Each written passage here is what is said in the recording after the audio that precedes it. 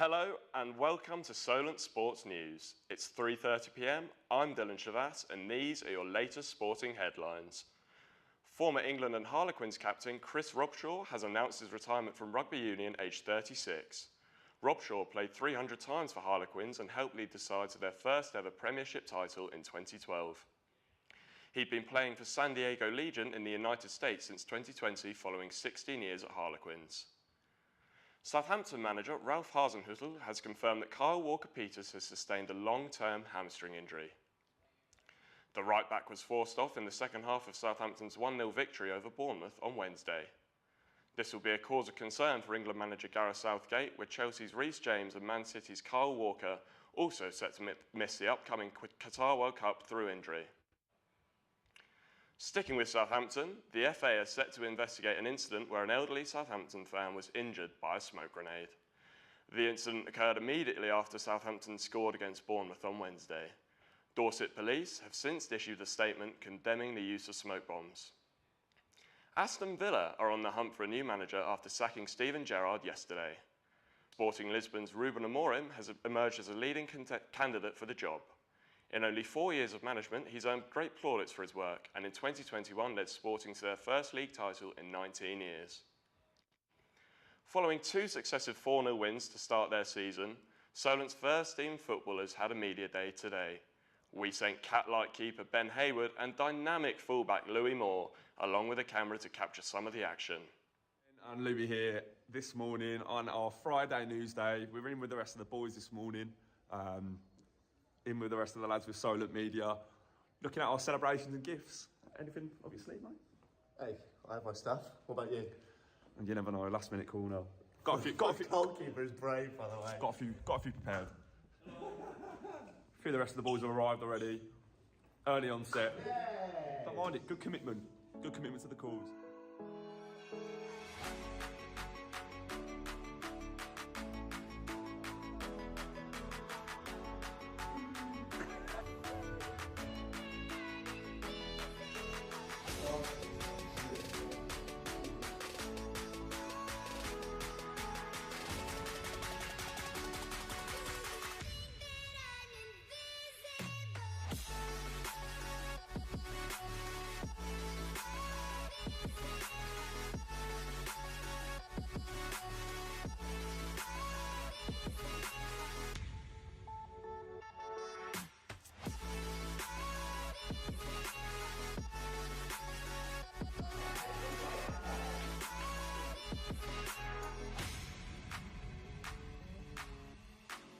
Just finishing up in the studio now after my good friend Louis stops to embarrass himself in front of the camera. But yeah, the rest of the boys have arrived now finally. Later on in the morning, the rest of the lads are going to come in soon as well, just in their lectures and seminars. So yeah, successful day at the office actually. So in we go back into the newsroom for our news day. Ben, Louis, that's great stuff. Thank you so much. I'm sure it's going to be another successful season for Solent this year. Well, in climbing now, and a recent study has suggested that rock climbing can improve mental health. We sent our correspondents to Boulder Shack in Southampton to find out more.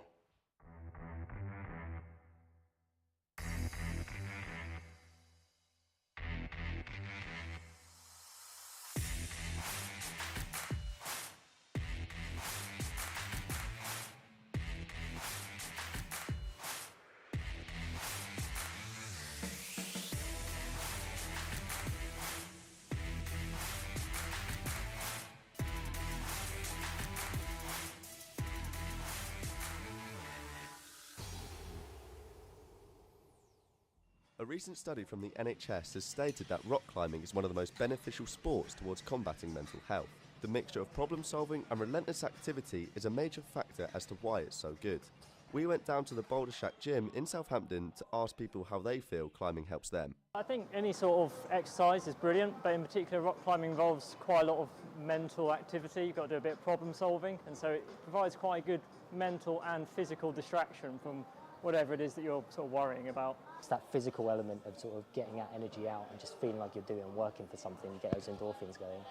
And then on the other side of that, it's that mental workout of what am I doing next, and it just distracts from everything else. For someone like me, it just lets me get off a bit of steam. I could just take out some sort of strength on the wall and just, yeah, chill out a bit. Rowan is somebody who suffers with mental health problems as well as confidence. However, he believes places like this help him to feel more relaxed. I think the community aspect of it is the main sort of draw. Obviously, you get your people here who come here for, the intention of just training, like really hardcore rock climbers, but it's a warming community that draws people. That's why I come here. I myself suffer with, I have Asperger's syndrome. I really suffer with my confidence, I struggle with it, but I feel comfortable here.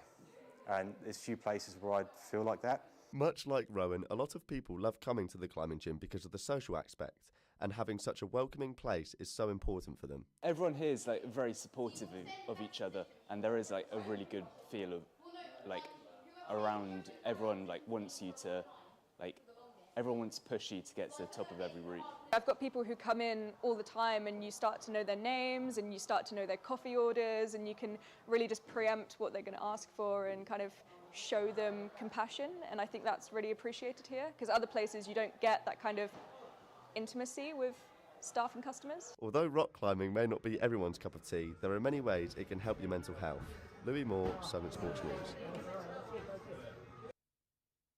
From the climbing wall to the boxing ring, and Tyson Fury has ruled out the possibility of ever fighting Anthony Joshua. Since negotiations between the pair broke down, Derek Chisora has stepped in to fight Fury on December the 3rd this year. In yesterday's press conference, Fury guaranteed 3 fights in the next 12 months. Chisora, don't forget, you got the so-called guys in the division that people, these guys are top guys. We offer them big fights, no smoke, no smoke. You offer it to Derek Chisora, boom, he sat here opposite me. Man's got balls, and in today's society, in this boxing game, there's a big lack of balls. Our reporter Dan Perry met up with a local Russian boxer who is one day determined to be champion. My name is Jaroslav Rezbek. I am 31 years old, and I'm basically looking to turn up pro this year. Becoming a pro in any sport is just a dream for most people. However, for Slav, he is determined to make his dream a reality. He has only ever had one amateur fight in his whole career, but he wants to be up there and grace the boxing world as one of the greats. Who got me into boxing? That's a good question. I think that would be... I don't know. He's not a person who I know personally. I think after watching all the boxing and becoming a boxing fan, get me, I would say, one of the famous boxers like Muhammad Ali, Mike Tyson, and things like that. Along with being a fighter, Slav is also a coach, and is sticking with that until he manages to go pro. Yes, I'm thinking of going pro this year, and I've been thinking about it for ages, but it's a bit hard with the British boarding control, so we're trying to get my foreign license first, and then fight outside, and then fight in here. The Russian has his sights set on a November debut, and has a promise for his fans ahead of the bout. If everything gonna happen, we're gonna fight in November in Portsmouth. That's gonna be my pro debut, and you're definitely gonna see the fireworks and the stoppage. He may be in the gym every day, but we got an insight into what life of Slav is like outside of it. Not in the gym. I think so. I take my dogs for a long walks. That's what I do, or I go sauna and swimming. That's what I call party for me. It's a sauna. Definitely you're gonna see me one day with the world title. That's for fact. Daniel Perry, Solent Sports News. Rugby now, and Marley Packer will captain England for the first time ever in their Rugby World Cup match against South Africa this Sunday. Packer initially thought she'd been dropped from the squad when head coach Simon Middleton told her the news. Middleton has named a much-changed side ahead of their tie with South Africa, which kicks off at 5:45 a.m. Golf now, and the PGA Tour continues this week with the CJ Cup in South Carolina. 4-time major champion Rory McIlroy, currently second in the world, has a chance to reclaim his world #1 rank after 2 years away from the top. The Northern Irishman is only 1 shot behind the leader and 5 ahead of the world #1 Scotty Scheffler following the first round. The first leg of Great Britain's Speedway Championship Grand Final has been postponed today due to a bad weather forecast and the current track conditions. The meeting will now take place on Wednesday the 26th of October and will start with the second leg. A former member of the Solent Kestrels basketball team made his debut in the NBA last night.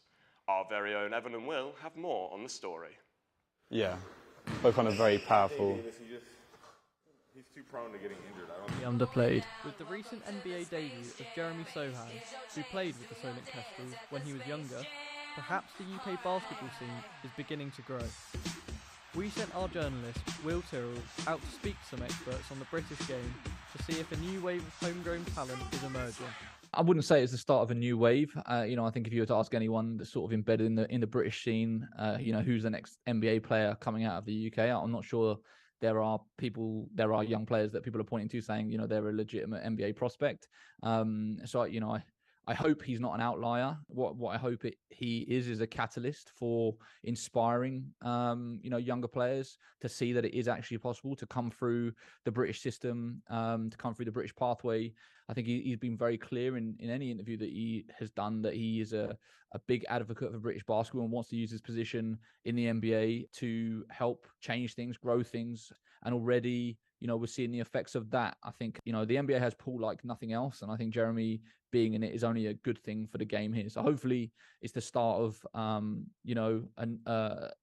inflection point for the growth of the game moving forward. My name is Jack O'Keefe and I'm the Director of Player Development at Itchen College Basketball Academy and one of the coaches at Team Solent Kestrels.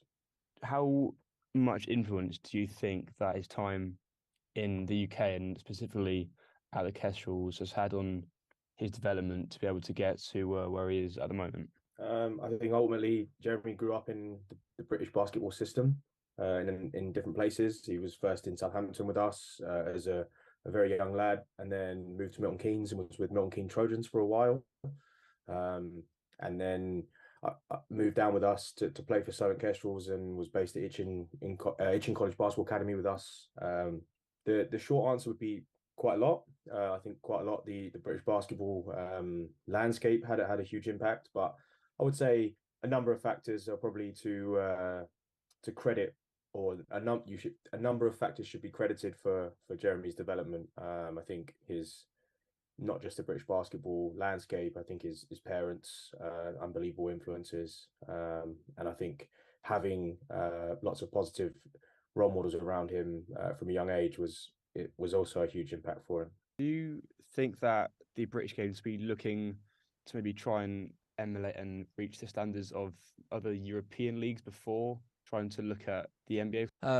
Yeah, we should be looking to Europe way more than we're looking to the NBA, for sure, because they're our closest counterparts. A lot of players will say, when they look at the BBL and they watch the BBL, they're not quite sure what the style of play is, and it leans more towards an NBA style of ISO one-on-one, relying on sort of specific talent as opposed to the team high IQ basketball that you see in mainstream Europe, mainland Europe.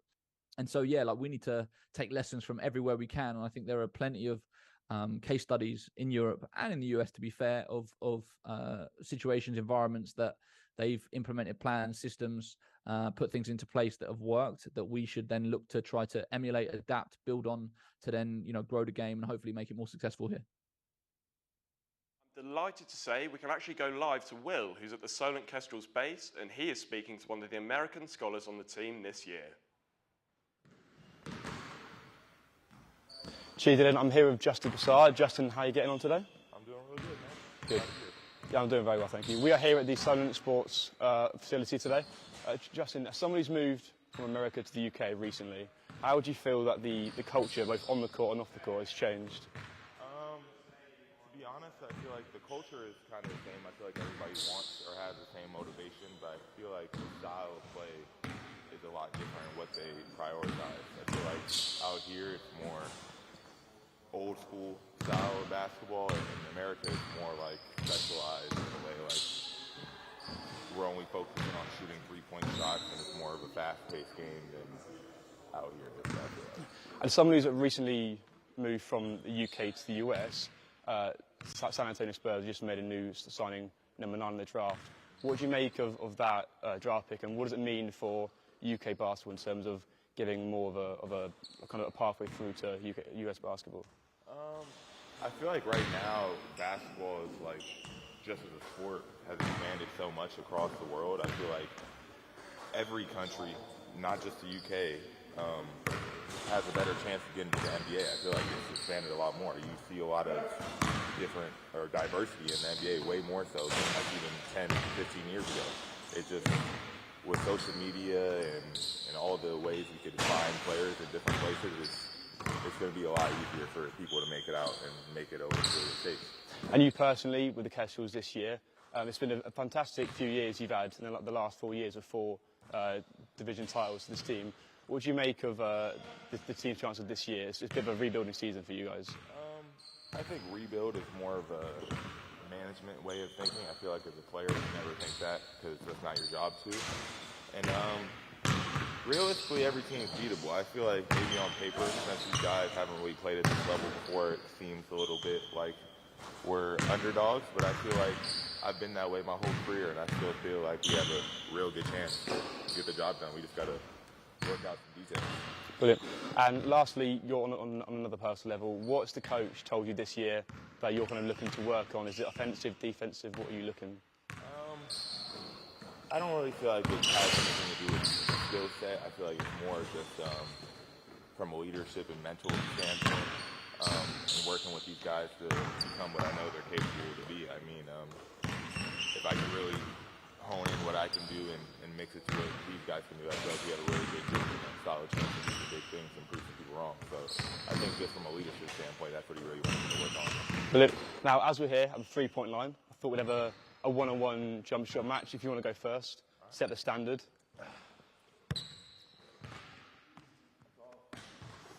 Okay, right, if you want to go collective, we can have another one. Now, I'm not a big basketball man myself. I like watching it, but off the rim. One more each, shall we say?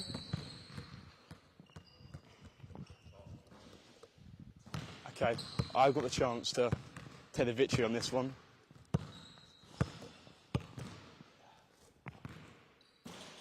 Off the rim. I guess I'll stick to reporting and you can stick to playing basketball. Back to you guys in the studio. Thanks, Will, and it's a LeBron shame that you couldn't make that basket. That's all for today on Solent Sports News. Remember, you can keep up to date with all our stories today on www.solentjournalism.co.uk. I've been your host, Dylan Travass. Thanks for watching and goodbye for now. Have a lovely weekend.